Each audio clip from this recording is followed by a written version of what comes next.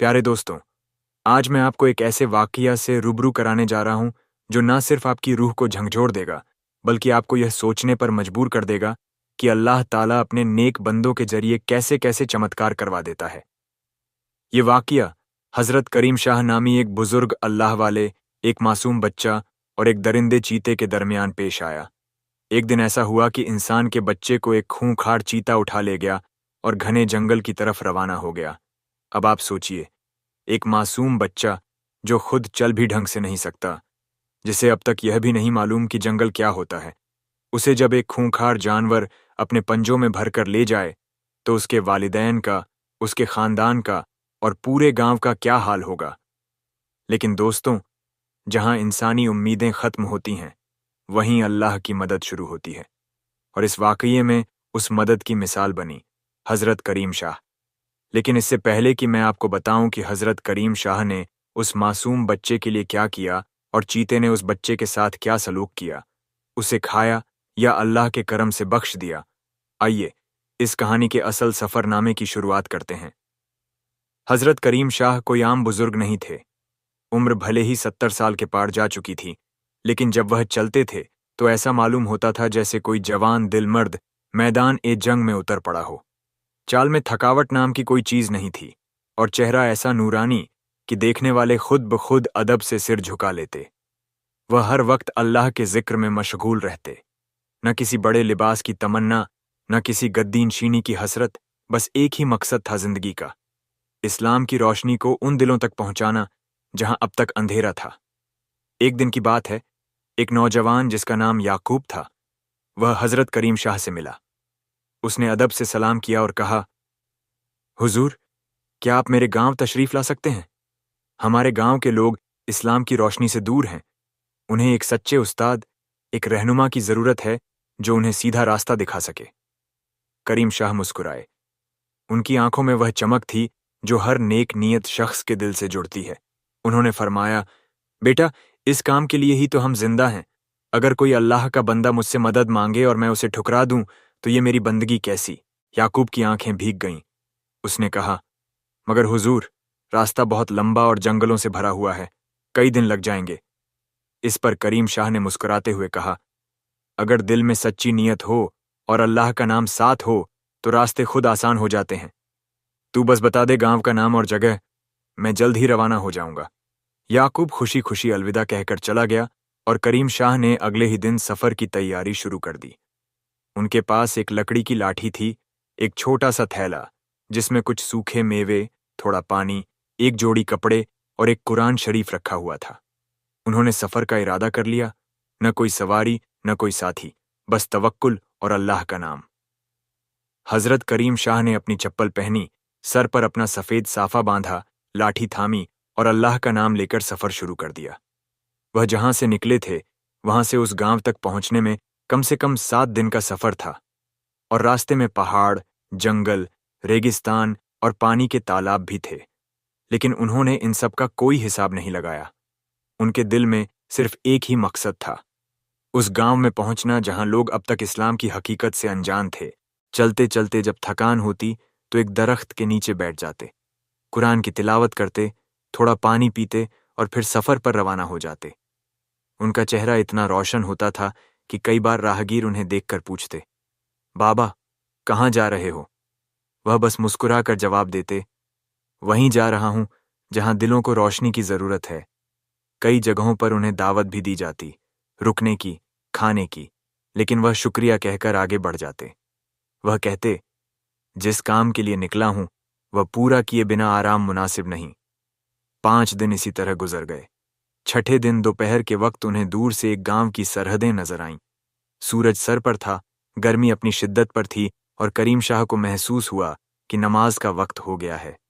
उन्होंने दिल में सोचा कि क्यों न यहीं नमाज अदा कर ली जाए, फिर सफर आगे जारी रखा जाए। उन्होंने आसपास देखा। गांव के चारों तरफ घना जंगल था और जंगल में से भयानक आवाजें आ रही थीं। शेर की दहाड़, लकड़बग्घों की चीखें और न जाने किन किन जंगली जानवरों की सनसनाती हुई आवाजें। लेकिन करीम शाह के दिल में कोई डर नहीं था। वह अपने रब पर भरोसा करके जंगल पार कर गए और गांव के अंदर दाखिल हो गए। गांव एकदम सुनसान था। सड़कें खाली थीं, घरों के दरवाजे बंद थे। उन्हें अंदाजा हुआ कि दोपहर के वक्त औरतें घरों में होंगी और मर्द खेतों में काम करने गए होंगे। अब उन्हें किसी से इजाजत लेने की जरूरत महसूस नहीं हुई, क्योंकि ना कोई नजर आ रहा था और ना कोई टोकने वाला था।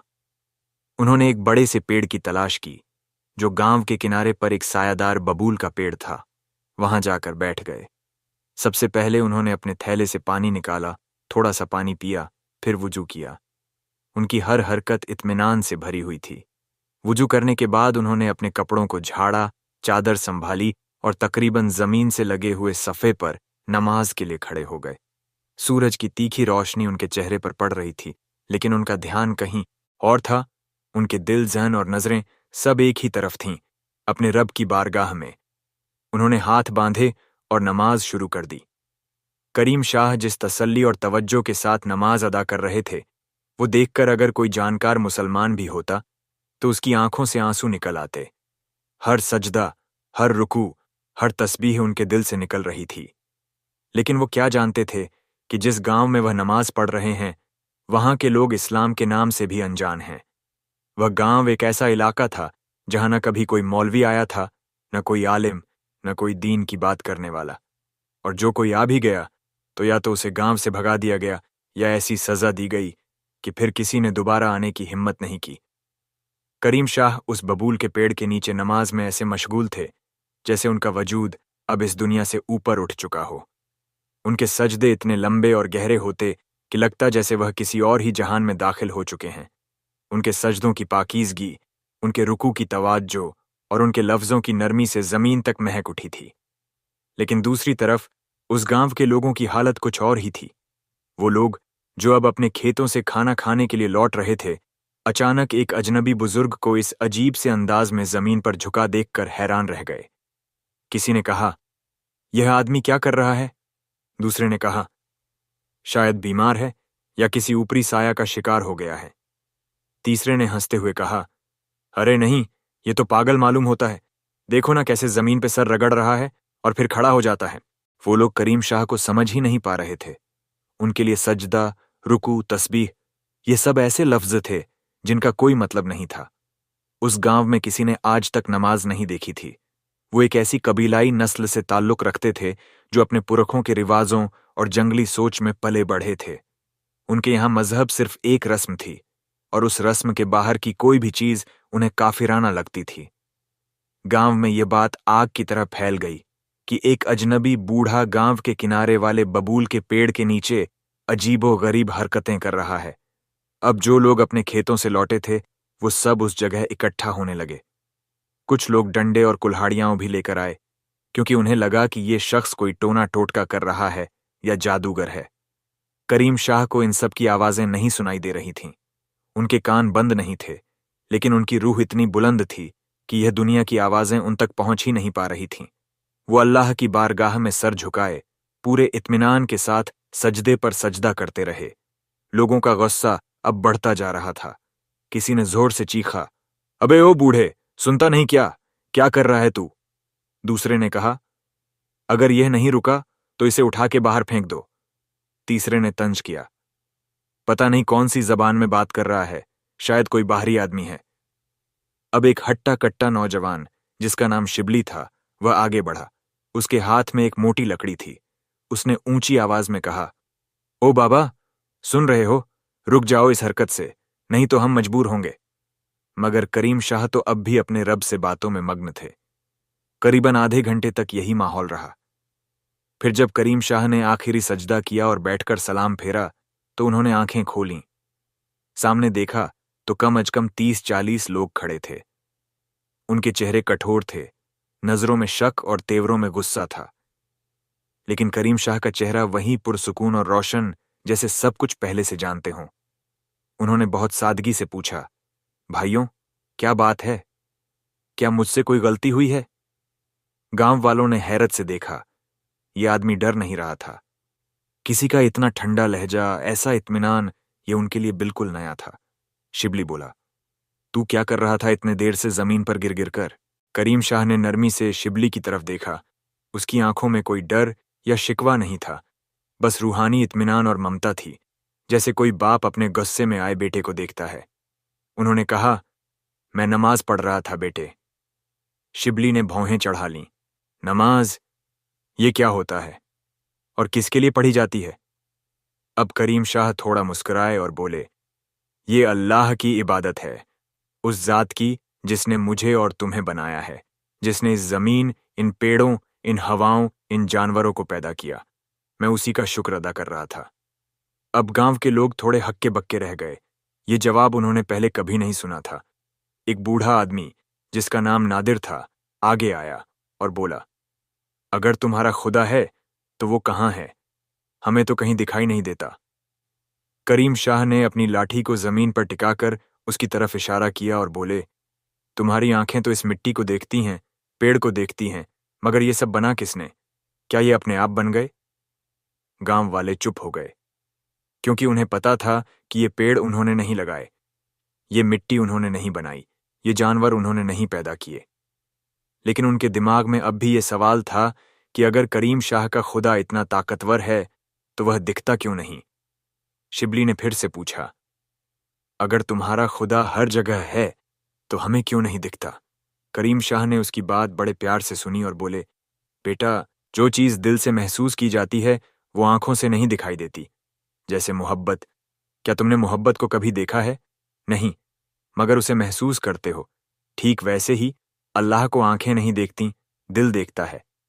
इतना कहकर करीम शाह ने एक छोटा सा कागज निकाला और उस पर पेड़, सूरज, पानी, जानवरों और इंसानों की एक झलक रूपी मिसालें दी। देखो, ये सब उस एक जात की निशानियां हैं।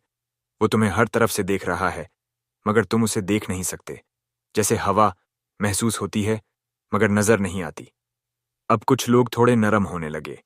कुछ ने सिर हिलाया, कुछ ने अपनी भौहें नीची कीं। लेकिन गांव का एक आदमी राशिद, जो इस गांव का सबसे कठोर और पुराना माने जाने वाला मुखिया था, वो अब भी गुस्से में था। उसने कहा, हमें किसी बाहरी मजहब की जरूरत नहीं है। हम अपने बाप दादा के तरीके से जीते आए हैं और उसी में मरेंगे। करीम शाह ने उसकी तरफ देखा और मुस्कुराकर बोले, मैं तुम्हें तुम्हारा तरीका छोड़ने को नहीं कह रहा हूं, लेकिन तुम्हें सोचने की दावत दे रहा हूं। सोचो कि अगर वाकई कोई एक मालिक है जो सब कुछ बना रहा है और हम उसे न पहचान सकें, तो हमारी जिंदगी कितनी अधूरी रह जाएगी। राशिद ने कुछ न कहा, मगर उसका चेहरा अब सख्त से सोच में डूबे हुए इंसान का हो गया था। वो चुपचाप पीछे हट गया और लोगों की भीड़ भी अब थोड़ी छंटने लगी। कुछ गांव वाले वहीं पास ही बैठ गए और करीम शाह से सवाल पूछने लगे, आप कहां से आए हो? आपको यह सब किसने सिखाया? क्या आप कोई पीर हो? करीम शाह हर सवाल का जवाब इत्मीनान और नरमी से देते गए। तभी एक औरत दौड़ती हुई आई। उसकी आंखों में खौफ था, सांसें फूल रही थीं। वो चिल्ला रही थी, मेरा बच्चा, मेरा बच्चा! सब लोग एकदम चौंक गए। औरत घबराई हुई आवाज में बोली, मेरा बच्चा घर के बाहर खेल रहा था और अचानक कोई जानवर उसे उठा ले गया। लगता है कोई जंगली जानवर था, शायद चीता। जैसे ही उस औरत ने यह कहा कि उसका बच्चा एक जंगली जानवर उठा ले गया है, पूरे गांव में हड़कंप मच गया। लोगों के चेहरे जर्द पड़ गए और कुछ मर्द, जो अभी तक करीम शाह से उलझने को तैयार बैठे थे, अब अपने होशो हवास खो बैठे। औरत का नाम समीरा था और उसका 3 साल का बेटा अब्दुल्ला गांव के बाहर बने मिट्टी के मकान के सामने खेल रहा था। समीरा की आंखों से आंसू लगातार बह रहे थे और उसकी सांसें थमने का नाम नहीं ले रही थीं। उसने कांपते हुए हाथों से बताया, मैं रसोई में थी, अब्दुल्ला बाहर मिट्टी में खेल रहा था। तभी अचानक मुझे उसके चीखने की आवाज आई। जब मैं बाहर भागकर पहुंची तो देखा, एक चीता, काले धब्बों वाला, बड़ा सा, मेरे बच्चे को मुंह में दबाकर जंगल की तरफ भाग रहा था। ये सुनते ही गांव के मर्द, जिनमें शिबली और राशिद भी थे, हथियार उठाने लगे। कोई कुल्हाड़ी लेकर भागा, कोई भाले के साथ और कोई जलती मशाल लेकर दौड़ा। करीम शाह चुपचाप खड़े रहे, उनके होंठ हिल रहे थे, वह दुआ पढ़ रहे थे। भीड़ के बीच से शिबली उनके पास आया और तंज भरे लहजे में बोला, ओ बाबा, अब तेरा खुदा अगर है तो बचा ले उस बच्चे को, देख लें तेरे अल्लाह की ताकत। करीम शाह ने उसकी तरफ देखा, लेकिन कोई गुस्सा नहीं दिखाया। उनकी आंखों में सिर्फ दया और यकीन था। उन्होंने नरमी से कहा, बेटा, अभी तुम्हारा सब्र और मेरा रब दोनों का इम्तिहान है। समीरा जमीन पर गिरकर रो रही थी और लोग उसे उठाकर पानी पिलाने लगे। बच्चे की दहशतनाक चीखें अब भी कई लोगों के कानों में गूंज रही थीं। राशिद ने लोगों को इकट्ठा किया और बोला, चलो जंगल में चलते हैं, ढूंढते हैं उस जानवर को। अगर बच्चा जिंदा मिला तो बहुत बड़ी बात होगी, वरना। वो रुक गया, क्योंकि हर कोई जानता था कि ऐसे हालत में बच्चा शायद ही जिंदा बच पाता। करीम शाह ने धीरे से अपनी लाठी उठाई, सर झुकाया और बोले, मैं भी चलूंगा। राशिद ने हंसकर कहा, बाबा, तू क्या करेगा? तेरा अल्लाह अब दिखाएगा क्या जादू? शिबली ने भी एक और ताना मारा, देखो सब लोग, अब अल्लाह वाला जंगल में चलेगा। हो सकता है चीता इसे देखकर डर जाए। करीम शाह ने सिर्फ एक बार नजर ऊपर उठाई और कहा, जिसके साथ रब होता है उसे कोई जानवर नहीं छू सकता। वो जंगल की ओर चल पड़े। उनके पीछे शिबली, राशिद, समीरा और कई और लोग भी चल दिए। कुछ औरतें गांव में रुक गईं और सबका रो रो कर बुरा हाल हो गया। बच्चे की दादी जमीन पर बैठकर कुरानी आयतें पढ़ रही थीं और अल्लाह से बच्चे की सलामती की भीख मांग रही थी। जैसे जैसे वो लोग जंगल की ओर बढ़ते गए, घना जंगल और ज्यादा डरावना होता गया। हर तरफ ऊंचे पेड़, झाड़ियों की सरसराहट और जंगली जानवरों की डरावनी आवाजें गूंजने लगीं। लोग डरे हुए थे, लेकिन करीम शाह का चेहरा बिल्कुल शांत था। वह हर कदम पर जिक्र कर रहे थे, ला इलाहा इल्लल्लाह, अल्लाहू अकबर। करीब आधे घंटे चलने के बाद उन्होंने एक जगह रुकने का इशारा किया। सामने एक सूखा पेड़ था और उसके नीचे घास में कोई हलचल सी महसूस हो रही थी। लोगों ने ध्यान से देखा और किसी के मुंह से निकला, वो रहा चीता। सब चौंक गए, लेकिन इसके बाद जो हुआ वह हर इंसान की सोच से परे था। सभी की निगाहें उस ओर जम गईं जहां सूखे पेड़ की ओट में कोई हलचल हो रही थी। कंटीली झाड़ियों के पीछे धूप की किरणें मुश्किल से जमीन तक पहुंच रही थीं, मगर उस हलचल के बीच कुछ ऐसा था जिसने सबके रोंगटे खड़े कर दिए। वह एक विशाल चीता था, लंबा, ताकतवर और काले धब्बों वाला, जैसा समीरा ने बताया था। उसकी आंखें पीली थीं और जबड़े इतने मजबूत दिख रहे थे कि किसी भी इंसान की हड्डी चबाने में वक्त न लगाएं। लेकिन सबसे हैरानी की बात यह थी कि उस चीते की दोनों सामने वाली टांगें जमीन पर फैली थीं और उनके बीच में वह मासूम बच्चा अब्दुल्ला एकदम सलामत लेटा हुआ था। न बच्चा रो रहा था, न चीता गुर्रा रहा था, बल्कि वह चीता अब्दुल्ला के ऊपर झुका हुआ था, मगर किसी शिकारी की तरह नहीं, जैसे कोई अपने बच्चे को देखता है। यह मंजर देखकर सभी स्तब्ध रह गए। शिबली और राशिद, जो हथियार लेकर चीते को मारने के इरादे से आए थे, अब एक कदम भी आगे नहीं बढ़ा पा रहे थे। समीरा का कलेजा मुंह को आ रहा था, लेकिन जब उसकी नजर अपने अब्दुल्ला पर पड़ी, जो एकदम सही सलामत था, तो उसकी चीख निकल गई, मेरा बच्चा। करीम शाह ने एक हाथ हवा में उठाया, जैसे सबको इशारे से चुप रहने को कह रहे हों। उन्होंने नरमी से कहा, कोई आगे नहीं आएगा और न कोई आवाज निकाले। फिर उन्होंने अपनी लाठी जमीन पर टिका दी, आंखें बंद कर लीं और बहुत ही धीमी आवाज में कुछ तस्बीह पढ़ने लगे। या हफीज, या रहमान, या रहमानी। उनके लब हिल रहे थे, मगर आवाज बहुत धीमी थी, सिर्फ उनके और अल्लाह के बीच। कुछ ही लम्हों के बाद चीते की गर्दन झुकने लगी। उसकी पीली आंखें मद्धम हो गईं। वह अपनी जगह से धीरे धीरे हटा और बच्चा वहीं लेटा रहा, बिल्कुल बेफिक्र। चीता बगल की झाड़ियों में चला गया, जैसे किसी हुक्म की तामील कर रहा हो। लोगों की आंखें हैरानी से फटी रह गईं। राशिद, जो अब तक खुद को सबसे बहादुर समझता था, उसके हाथ से कुल्हाड़ी गिर पड़ी। शिबली का गला सूख गया और समीरा एक पल को अपने होश खो बैठी। फिर वह दौड़कर अब्दुल्ला के पास पहुंची, उसे गले लगाया, चूमा, रोई और अल्लाह का लाख लाख शुक्र अदा किया। करीम शाह वहीं खड़े थे और उनके चेहरे पर वही नूर था जो उन्हें गांव में पहली बार देखा गया था। उन्होंने कोई दावा नहीं किया, न कोई करिश्मा जताया। उन्होंने सिर्फ सिर झुकाया और कहा, अल्लाह ही हाफिज है, हम तो बस उसके जरिए हैं। अब गांव के लोगों की आंखों में वो घमंड, वो शक, वो कड़वाहट नहीं रही। उनकी जगह अब सवाल थे, सच्चे सवाल, दिल से निकले हुए। राशिद खुद करीम शाह के पास आया और हाथ जोड़कर कहा, बाबा, आपने जो किया वो कोई इंसान नहीं कर सकता था। आप हमें माफ कर दीजिए। करीम शाह ने उसका कंधा पकड़ा और बोले, मैं कोई करामात वाला नहीं बेटा, ये सब अल्लाह का करम है। जब दिल सच्चा होता है तो जंगल के दरिंदे भी इंसान पर रहम करते हैं। फिर उन्होंने सभी से कहा, अब चलिए, बच्चे को घर पहुंचाइए। लोगों की आंखों में आंसू थे और दिलों में कुछ ऐसा हल्का महसूस हो रहा था जो उन्होंने पहले कभी नहीं जाना था।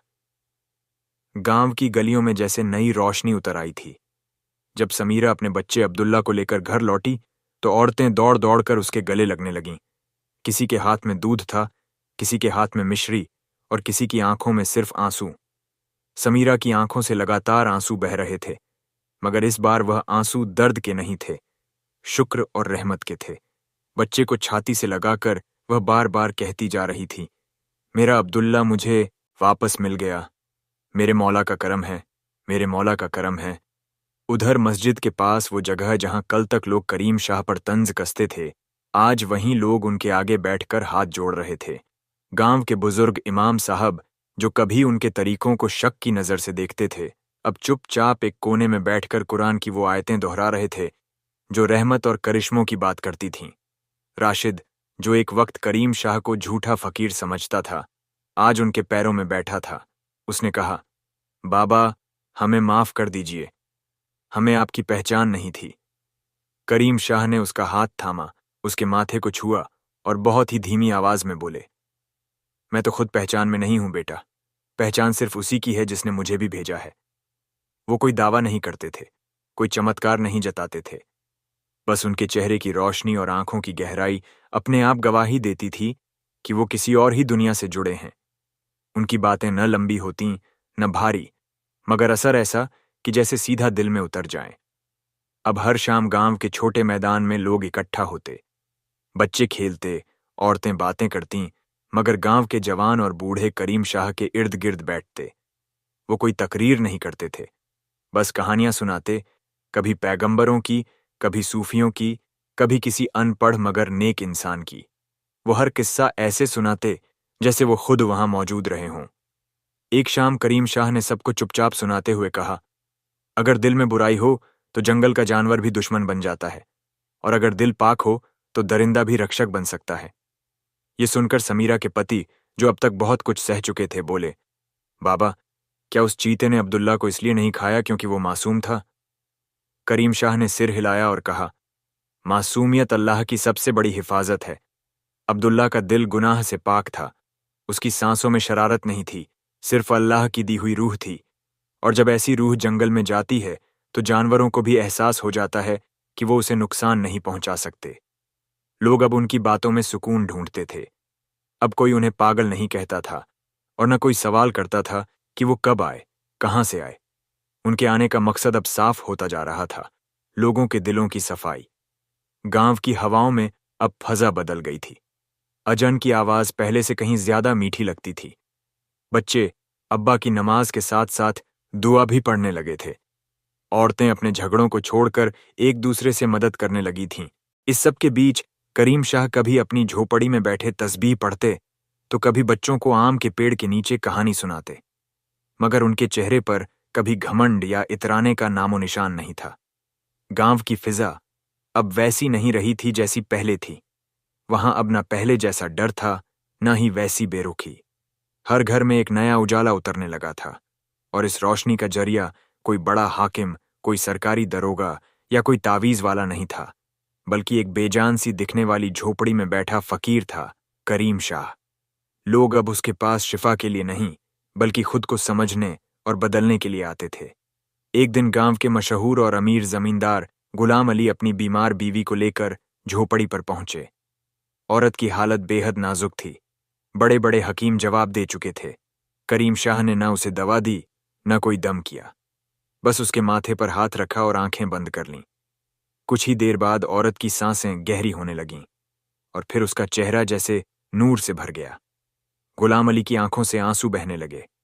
वो जमीन पर गिर पड़ा और बोला, बाबा, मैं तो आपको छोटा आदमी समझ बैठा था, मुझे माफ कर दीजिए। करीम शाह ने उसका हाथ उठाया और कहा, तुमने मुझे नहीं, खुद को छोटा समझा। मैं तो सिर्फ वसीला हूं उस रहमत का जो ऊपर से आती है। अब हर शुक्रवार को करीम शाह गांव के पुराने कुएं के पास बैठते और लोग उनसे सवाल करते। कोई पूछता, बाबा, मोहब्बत क्या है? तो कोई पूछता, गुनाह कैसे माफ होते हैं? एक दिन किसी ने पूछ लिया, बाबा, आप यहाँ क्यों आए हैं? करीम शाह ने थोड़ी देर चुप रहकर जवाब दिया, जब धरती पर अल्लाह की याद कम होने लगे तो कुछ लोगों को भेजा जाता है याद दिलाने के लिए। मैं उन्हीं में से एक हूं, मगर मैं किसी से ऊंचा नहीं हूं। मेरी रूह भी उसी मिट्टी से बनी है, बस मेरी सांसें किसी और वक्त से चलती हैं। गांव का हर बच्चा अब करीम शाह को बाबा कहता। औरतें उन्हें दुआओं में याद करतीं और मर्द उनकी बातों को मस्जिद में दोहराते। मगर करीम शाह कभी मस्जिद के मिंबर पर नहीं चढ़े। उन्होंने कभी खुद को आलिम, मौलवी या पीर नहीं कहा। एक रात गांव में जोरदार तूफान आया। बिजली कड़क रही थी, बारिश थमने का नाम नहीं ले रही थी। कुछ झोंपड़ियां गिर गईं, कुछ जानवर बह गए। लोग डरे हुए थे। मगर जब तूफान के बाद सुबह हुई तो सबने देखा कि करीम शाह की झोपड़ी बिल्कुल सलामत थी और उसके बाहर वो बच्चों को सिखा रहे थे कि डर में भी अल्लाह को कैसे याद करें। लोग अब समझने लगे थे कि करीम शाह सिर्फ एक नाम नहीं, बल्कि एक पैगाम थे। और वो पैगाम यह था, अल्लाह को ढूंढने के लिए पहाड़ों पर जाना जरूरी नहीं, अपने दिल को साफ करना जरूरी है। गांव अब एक बदले हुए एहसास का गवाह था। मस्जिदें भरने लगी थीं, लोग अपने पड़ोसियों का हाल पूछने लगे थे और सबसे बड़ी बात, दिलों से नफरत कम होने लगी थी। इस सब के बीच करीम शाह बस मुस्कुराते रहते। उनका चेहरा वैसा ही शांत रहता, न कभी खुशफहमी में, न कभी मायूसी में। मगर उनकी आंखों में एक रहस्य अब भी कायम था, जैसे कुछ अधूरा था, जैसे किसी की राह देख रहे हों। वक्त यूं ही गुजरता रहा। बच्चे बड़े होने लगे, बूढ़े चल बसे, लेकिन करीम शाह की झोपड़ी अब भी वहीं थी, वैसी ही सादी। मगर उसके अंदर हर आने वाले को एक सुकून मिलता जो किसी आलीशान महल में भी न था। मगर एक अजीब सी बात थी, करीम शाह अब पहले जैसे नहीं रहे थे। वो ज्यादा चुप रहने लगे थे। उनकी आंखों में एक गहराई थी, जैसे किसी इंतजार में डूबी हों। वो अक्सर जंगल की तरफ देखते और कभी कभी दूर जाते, और लौटने पर उनके कपड़े गीले होते, चेहरे पर थकान, मगर होंठों पर वही पुरानी मुस्कुराहट। एक दिन गांव में खबर फैली कि जंगल में फिर से वही चीता देखा गया है। लोग डर गए। कई घरों में बच्चे रात को सो नहीं सके। मगर इस बार करीम शाह ने कुछ नहीं कहा। वो ना किसी को दिलासा देने निकले, न किसी को जंगल जाने से रोका। बस एक रात चुपचाप उठे, अपना पुराना लकड़ी का डंडा लिया और जंगल की ओर चल दिए। सुबह हुई, सूरज निकला। लोग उनके बारे में पूछते रहे। 2 दिन बीते, 3 दिन। फिर किसी लकड़हारे ने बताया कि उसने करीम शाह को जंगल के सबसे अंदर वाले तालाब के पास एक चट्टान पर बैठे देखा था। उनके सामने वही विशालकाय चीता बैठा था, मगर हैरत की बात यह थी कि वह चीता गर्दन झुकाकर उनके पांवों में लेटा हुआ था, जैसे कोई पालतू जानवर अपने मालिक के पास बैठा हो। चौथे दिन वो लौटे, मगर उनका चेहरा बदला हुआ था। वो थके हुए नहीं थे, मगर उनकी आंखें अब दुनिया की नहीं रहीं। उन्होंने गांव के बच्चों को बुलाया, सबको दुआ दी, हर घर में एक बार जाकर दुआ पढ़ी और अपनी झोपड़ी में वापस आ गए। उस रात वो बिल्कुल अकेले थे। अगली सुबह जब सूरज निकला, गांव के कुछ लोग झोपड़ी में उन्हें देखने गए। अंदर जाकर देखा तो करीम शाह सुकून से लेटे थे। उनका चेहरा रोशन था, जैसे नींद में हो, मगर उनकी सांसें अब नहीं चल रही थीं। गांव के सबसे बूढ़े आदमी ने कहा, आज ये गांव फिर से यतीम हो गया। उनकी मौत की खबर फैलते ही दूर दूर से लोग आने लगे। किसी ने कहा वो वली थे, किसी ने कहा रब के खास बंदे, मगर गांव वाले बस इतना कहते, वो हमारे बाबा थे। उन्होंने हमें इंसान बनना सिखाया। उनके जनाजे में इंसान ही नहीं, गांव के कुत्ते, गायें और यहां तक कि जंगल से वो वही चीता भी आया। सब चुपचाप खड़े थे, जैसे अलविदा कह रहे हों। उन्हें गांव की वही छोटी पहाड़ी पर दफनाया गया, जहां वो बच्चों को बैठाकर अल्लाह के बारे में बताते थे। उनकी कब्र पर कोई आलीशान मजार नहीं बनी, बस एक छोटा सा पत्थर था जिस पर लिखा था, यहां वो सोता है जिसने हमें जागना सिखाया। इस सब के बीच करीम शाह बस मुस्कुराते रहते। उनका चेहरा वैसा ही शांत रहता, न कभी खुशफहमी में, न कभी मायूसी में। मगर उनकी आंखों में एक रहस्य अब भी कायम था, जैसे कुछ अधूरा था, जैसे किसी की राह देख रहे हों। वक्त यूं ही गुजरता रहा। बच्चे बड़े होने लगे, बूढ़े चल बसे, लेकिन करीम शाह की झोपड़ी अब भी वहीं थी, वैसी ही सादी। मगर उसके अंदर हर आने वाले को एक सुकून मिलता जो किसी आलीशान महल में भी न था। मगर एक अजीब सी बात थी। करीम शाह अब पहले जैसे नहीं रहे थे। वो ज्यादा चुप रहने लगे थे। उनकी आंखों में एक गहराई थी, जैसे किसी इंतजार में डूबी हों। वो अक्सर जंगल की तरफ देखते और कभी कभी दूर जाते, और लौटने पर उनके कपड़े गीले होते, चेहरे पर थकान, मगर होंठों पर वही पुरानी मुस्कुराहट। एक दिन गांव में खबर फैली कि जंगल में फिर से वही चीता देखा गया है। लोग डर गए। कई घरों में बच्चे रात को सो नहीं सके। मगर इस बार करीम शाह ने कुछ नहीं कहा। वो ना किसी को दिलासा देने निकले, ना किसी को जंगल जाने से रोका। बस एक रात चुपचाप उठे, अपना पुराना लकड़ी का डंडा लिया और जंगल की ओर चल दिए। सुबह हुई, सूरज निकला। लोग उनके बारे में पूछते रहे। 2 दिन बीते, 3 दिन। फिर किसी लकड़हारे ने बताया कि उसने करीम शाह को जंगल के सबसे अंदर वाले तालाब के पास एक चट्टान पर बैठे देखा था। उनके सामने वही विशालकाय चीता बैठा था, मगर हैरत की बात यह थी कि वह चीता गर्दन झुकाकर उनके पांवों में लेटा हुआ था, जैसे कोई पालतू जानवर अपने मालिक के पास बैठा हो। चौथे दिन वो लौटे, मगर उनका चेहरा बदला हुआ था। वो थके हुए नहीं थे, मगर उनकी आंखें अब दुनिया की नहीं रहीं। उन्होंने गांव के बच्चों को बुलाया, सबको दुआ दी, हर घर में एक बार जाकर दुआ पढ़ी और अपनी झोपड़ी में वापस आ गए। उस रात वो बिल्कुल अकेले थे। अगली सुबह जब सूरज निकला, गांव के कुछ लोग झोपड़ी में उन्हें देखने गए। अंदर जाकर देखा तो करीम शाह सुकून से लेटे थे। उनका चेहरा रोशन था, जैसे नींद में हो, मगर उनकी सांसें अब नहीं चल रही थीं। गांव के सबसे बूढ़े आदमी ने कहा, आज ये गांव फिर से यतीम हो गया। उनकी मौत की खबर फैलते ही दूर दूर से लोग आने लगे। किसी ने कहा वो वली थे, किसी ने कहा रब के खास बंदे, मगर गांव वाले बस इतना कहते, वो हमारे बाबा थे, उन्होंने हमें इंसान बनना सिखाया। उनके जनाजे में इंसान ही नहीं, गांव के कुत्ते, गायें और यहां तक कि जंगल से वो वही चीता भी आया। सब चुपचाप खड़े थे, जैसे अलविदा कह रहे हों। उन्हें गांव की वही छोटी पहाड़ी पर दफनाया गया, जहां वो बच्चों को बैठाकर अल्लाह के बारे में बताते थे। उनकी कब्र पर कोई आलीशान मजार नहीं बनी, बस एक छोटा सा पत्थर था जिस पर लिखा था, यहां वो सोता है जिसने हमें जागना सिखाया। कई बरस बीत गए। गांव अब और भी बड़ा हो चुका था। नई पीढ़ी आई थी, मगर हर बच्चे को उसकी मां यही सिखाती, अगर डर लगे तो करीम बाबा को याद करना, वो अब भी यही हैं। और यूं एक फकीर, एक बच्चा और एक चीता, तीनों मिलकर एक ऐसी कहानी छोड़ गए जो वक्त से परे थी। अल्लाह की रहमत कभी कभी इंसान की शक्ल में आती है, और जब वो वापस जाती है तो अपने पीछे रोशनी छोड़ जाती है।